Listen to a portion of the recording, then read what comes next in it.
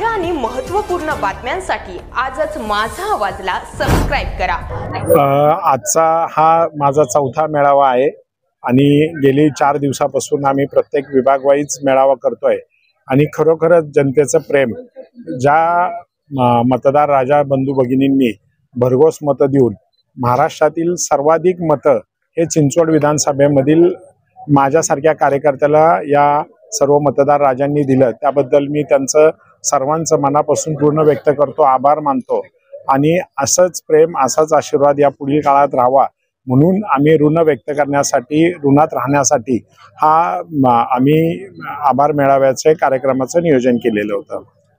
4 मेळावे झाले, 4 मेळाव्यातून काही नागरिकांनी तुम्हाला अपेक्षा व्यक्त केल्या असतील, काय त्याच्यामध्ये प्रामुख्याने मतदारसंघातले काय त्यातले कामं किंवा असं काय? नाही, आभार मेळाव्यामध्ये कुणीच कामं किंवा अपेक्षा व्यक्त केलेल्या नाहीत, परंतु ज्या पद्धतीने मतदार राजांनी आणि नागरिकांनी आमच्यावर विश्वास ठेवलेला आहे तर फार मोठी जबाबदारी आमची आता वाढलेली आहे, आम्हा सर्व कार्यकर्त्यांची जबाबदारी वाढलेली आहे आणि ही वाढलेली जबाबदारी पेलवण्याची आम्ही यापुढे सार्थपणे आम्ही प्रयत्न करू असंच आम्ही सर्व नागरिकांना आश्वासित करत आहोत। जाहीरपणे वक्तव्य केले जात होते की 1,75,000 परंतु 1 लाख पार झाले जाते, कार्यकर्त्यांना काय संदेश द्याल?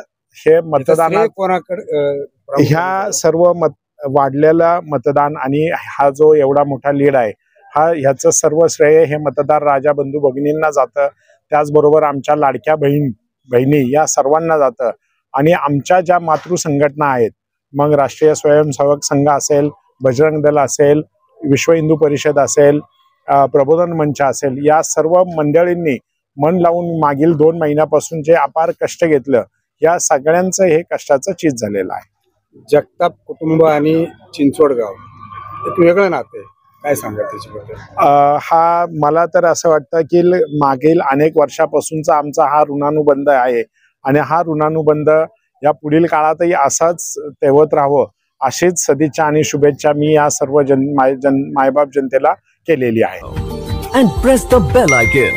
Never miss an update.